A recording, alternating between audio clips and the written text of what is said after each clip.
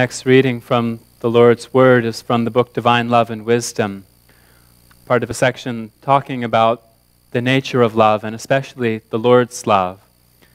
It comes under the heading, Divine Love and Wisdom cannot but be and have expression in others it creates. The essence of love is not to love self, but to love others, and through love to be conjoined with them. It is also the essence of love to be loved by others, for thus is conjunction achieved. Conjunction is the essential ingredient in all love. Indeed, it is its life, which we call pleasure, gratification, delight, sweetness, bliss, happiness, and felicity. Love consists in willing what one has to be in others, and in feeling the other's delight as delight within oneself. That is what it is to love. In contrast, to feel one's own delight in another and not the other's delight within oneself is not to love. For this is loving self, whereas the first is loving the neighbor. These two types of love are diametrically opposite each other in nature. Both conjoin, and to love what one has in another, in other words, to love oneself in another, doesn't appear to undo that conjunction. But in fact, it does so completely undo that conjunction that the more anyone else has been loved in this way, the more the other eventually hates him. Such a conjunction gradually becomes undone of itself, and love then turns to hatred to the degree that it does. What person cannot see this who is able to discern the essential nature of love? For what is it to love oneself alone and not someone else apart from oneself capable of returning that love? It results in rupture rather than conjunction. A conjunction of love results from its reciprocation, and no reciprocation is possible in self alone. If it's supposed to exist, it's from an imagined reciprocation on the part of others. From these observations, it's apparent that divine love cannot but be and have expression in others whom it loves and by whom it is loved. For inasmuch as there is such an ingredient in all love, it must exist especially, that is, infinitely, in love itself. In regard to God, the possibility of loving and being loved in return cannot be found in others who have in them anything of the infinite, or anything of the essence of and life of love in itself, or anything of the divine. For if they were to have in them anything of the infinite, or of the essence and life of love in itself, that is, anything of the divine, God would not in that case be loved by others, but would be loving himself. For the infinite or divine is indivisible. If this were to exist in others, they would be divine, and the love would be love of self, not a particle of which can possibly exist in God. For the love of self is altogether opposed to the divine essence. Consequently, the possibility of loving and being loved in return must be found in others who have in them nothing of the divine in itself. Amen. The Lord wants to love. He is love itself, and in order to be love itself, you have to love something. As that reading said, divine love cannot but be and have expression in others whom it loves and by whom it is loved. You could call this one of the laws of the physics of love. It's just the way things work. And the whole created world exists because of these laws. We ourselves exist because of these laws. The Lord wants to love, and that means that there has to be somebody for him to love. And that's why we were made. We are the children he created because his love needs somewhere to rest.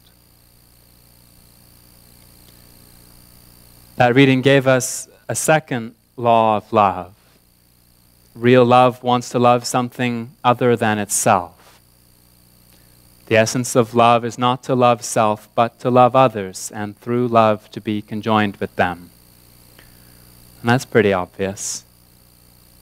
Love looks outside of itself, or else it isn't love. We talk about love of self, but it's pretty easy to see that selfish love isn't real love. It's an illusion of love. The Lord's love is real. And so the beings that he loves have to be entirely not himself. So that gives us another fundamental definition of being human. To be human is to be entirely not the Lord, fully distinct from him. So the Lord made us to love us, and he made us to be entirely not himself. But here's the complicated part. The Lord is love itself. So that means that all love everywhere is the Lord. Love is from him, and it is him. Where there is love, the Lord is present.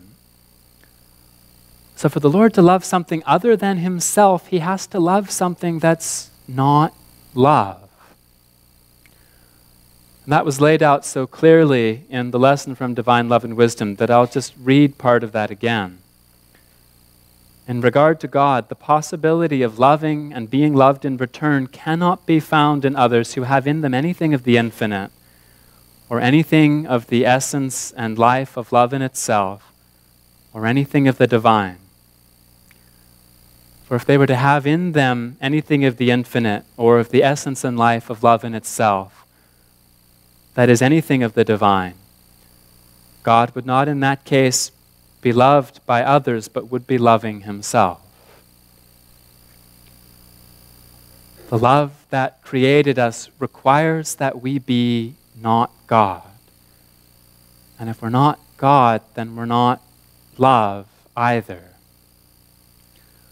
Love can't in any sense be us or belong to us, or we would be nothing but imprints of the Lord. And that's why the teachings of the new church say so often that no good and no truth come from us, but that all of it is from the Lord alone. Love is good, so no love can come from us. And that's stated so often because it's so fundamental. For creation to be what it's meant to be, we can't be love. That teaching, though, can be startling when we encounter it, and a lot of the places where it's stated sound pretty dark and harsh. For example, we're told nothing evil or false can possibly exist that's not the proprium or derived from the proprium. For the human proprium is evil itself, which means that human beings are nothing but evil and falsity. That word proprium is very closely related to the English words proper and property. Proprium means everything that belongs to us. So everything that is entirely us, and thus entirely not the Lord. Proprium is often translated as our own or our self, but that translation can be a little misleading, and it's useful to understand proprium quite precisely. Proprium is everything that is proper to us as merely human beings. And the teachings about the evil of the proprium are hard to hear. But don't worry, because the picture isn't complete yet.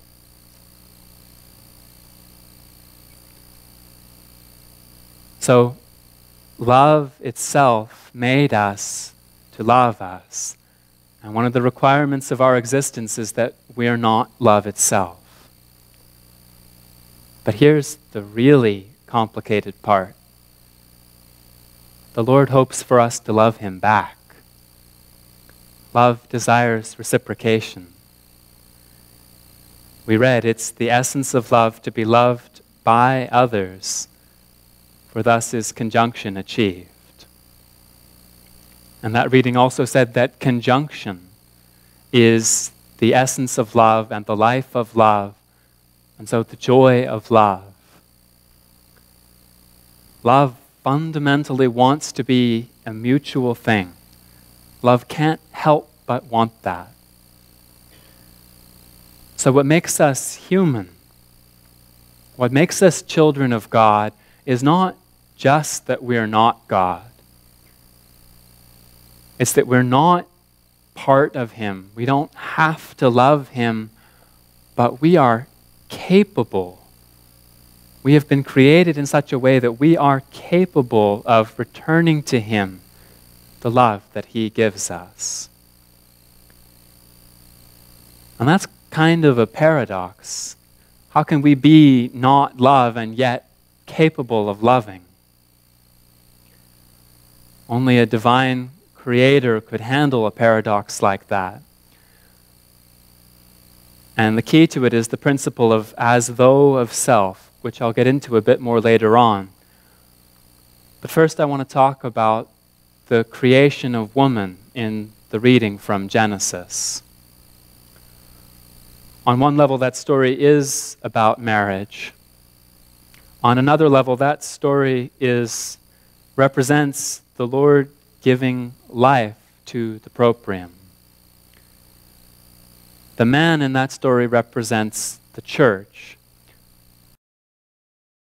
Specifically, he represents the understanding or the rational mind of the church. He represents our ability to lift our minds above the natural world and recognize God. And that ability is what begins the church. Church is defined by its ability to recognize and respond to God. Where God's not known, there is no church. That man's bones represent a lifeless proprium. And the word bones pretty consistently represent proprium. Bones are the core of us. They represent our proper self. The part of me that's mine and no one else's. And our bones are less alive than the rest of us. And when everything else is stripped away, bones are ugly and thoroughly dead. But in this story, the Lord takes a bone from the man and He makes it into something living. Eve, the first woman, represents a living proprium. Now, quick word on the gender differentiation here. It can be perceived as unfair that the first man represents the church or the understanding of the church, and the first woman represents proprium, which we very often equate with selfishness. First of all, both this man and his wife are symbolic figures, and they're symbolic of qualities or abilities that are present in every human being, male and female. And secondly, this story is about a proprium that's blessed by the Lord. Eve has tended to take a little more than her fair share of the heat for the failure that's represented by eating from the tree of the knowledge of good and evil. Both she and her husband ate the forbidden fruit. And that story represents both the proprium and the understanding of the church being corrupted by selfishness. But when the first woman was created, she wasn't a liability, she was a blessing. She was half of what it means to be human. She and her husband were one flesh, one whole human being. Everything about Eve has to do with life. Her very name has to do with life. In Genesis chapter 3, we read, "And the man called his wife's name Eve, because she was the mother of all living." Her name in Hebrew is Chawa, and that becomes Eve when it gets filtered through Greek and then Latin and then English. But it's actually Chawa. And that's very closely related to the Hebrew word for life, chaya. Eve, the proprium, is the mother of all living. It is our proprium that lets us feel alive. Without the proprium, there would be no us to feel anything at all. A church that just understood the Lord and responded to Him without the feeling that there was something of ourselves in the response would be a church of automatons. A hollow intellectual response to the Lord does not conjoin us with Him. So He lets there be a part of us that feels alive and able to love. He takes our dead proprium and makes it feel that it is filled with life and love, so that we become able to love Him as though of ourselves. If we don't understand that life and love actually belong solely to God, or if we reject Him, saying that He can keep what's His and we'll keep what's ours, well then our proprium lays claim to the life we feel inside us. We feel life and we feel love. And so our natural response is to assume that those things belong to us and that they're ours to dispose of as we will. When we reach that conclusion, we're not being conjoined with the Lord. We're not giving back to Him the life that He gives us. But if we are willing to understand and to believe that the life we feel within us is a gift, to believe that it's the Lord who takes the bony proprium and makes it into something living, then we enter into this simple, wonderful dance with God. We receive and we give. Life and love flow into us, and the Lord lets us feel these things as though they are our own. And then He lets us give them back as though they are our own. For that to happen, we need to do two things. First, we need to be willing to acknowledge that the life inside us is a gift. And secondly, we need to be willing to share that gift. This dynamic is described over and over in the teachings of the new church. And so, for example, we're told to acquire a heavenly proprium. A person needs to do good from himself and think truth from himself. But still he needs to know. And when he has been reformed, he needs to think and believe that everything good and everything true comes from the Lord, even the least trace of these things. And to think and believe this because it is so. Yet a person is allowed to suppose that he acts from himself in order that good and truth may become as if they were his own. Note that that passage talks about a heavenly proprium. Our proprium need not be such a bad thing. Yes, the proprium is evil itself, if by proprium we mean only that which is solely ours and not in any way from the Lord. If we refuse to let the Lord be part of our lives, if we cling to what's ours and tell Him not to touch it, then He won't touch it.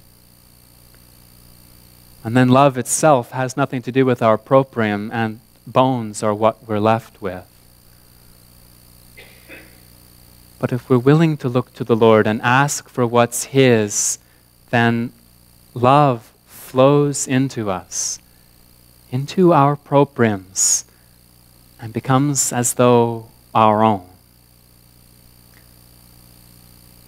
That love only keeps on flowing into us if it's also flowing out of us. Stagnant love isn't really love. If we let the Lord flow into us and through us, then we ourselves, our propriums, are part of a beautiful heavenly process. We're in the midst of a stream that flows from God.